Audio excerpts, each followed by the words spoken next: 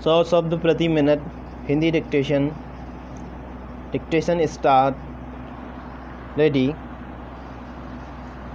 अध्यक्ष जी, पंचवर्षीय योजना की रूपरेखा पर अपने विचार प्रकट करते हुए मैंने भ्रष्टाचार को समाप्त करने की ओर आपका ध्यान आकृष्ट किया था।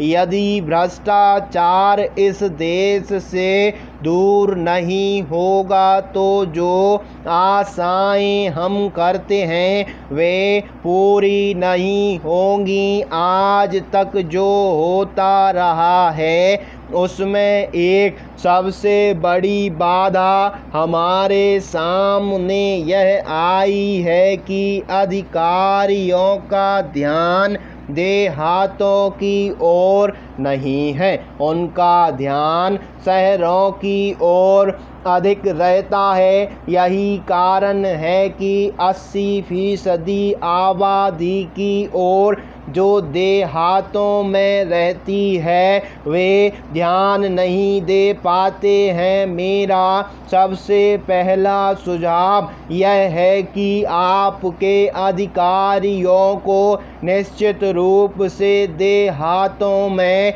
रहना चाहिए। जो हरिजन हैं, आदिवासी हैं, गरीब लोग हैं, उनके बीच में रहना चाहिए जिससे उनको उसकी समस्याओं का सीधा ज्ञान हो सके। आप कुछ ऐसी व्यवस्था कीजिए कि हर अधिकारी वर्ष में कम से कम 15 दिन देहातों के अंदर जाकर रहे और उन लोगों के सीधे संपर्क में आए। इससे हमारी योजनाओं के कार्यान्वयन में बड़ी सहायता मिलेगी। उनको समझने का अवसर मिलेगा कि योजना को ग्रामवासियों के लाभ के लिए किस प्रकार से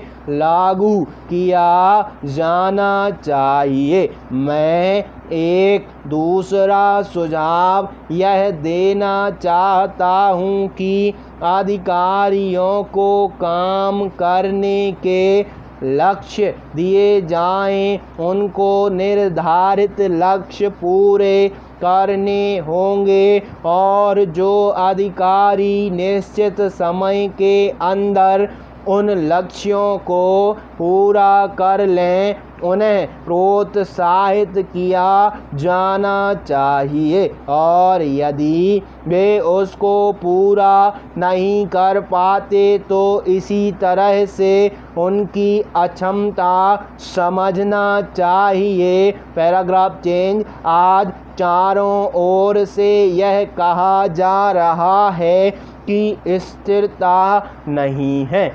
स्थिरता के लिए शांति और व्यवस्था का होना बेहद जरूरी है। यदि देश में शांति और व्यवस्था होगी तभी हमारी योजनाएं चल सकती हैं। हमारी जो शक्ति आज शांति और व्यवस्था स्थापित करने में लगती है उस शक्ति का इस्तेमाल हम अपनी योजनाओं के काम में लगा सकते हैं। हमारा पिछला अनुभव यह बतलाता है कि तानाशाही इस देश में नहीं चल सकती और उसे चलने भी नहीं देना चाहिए। अब जहाँ तक दूसरे कार्यक्रम का संबंध है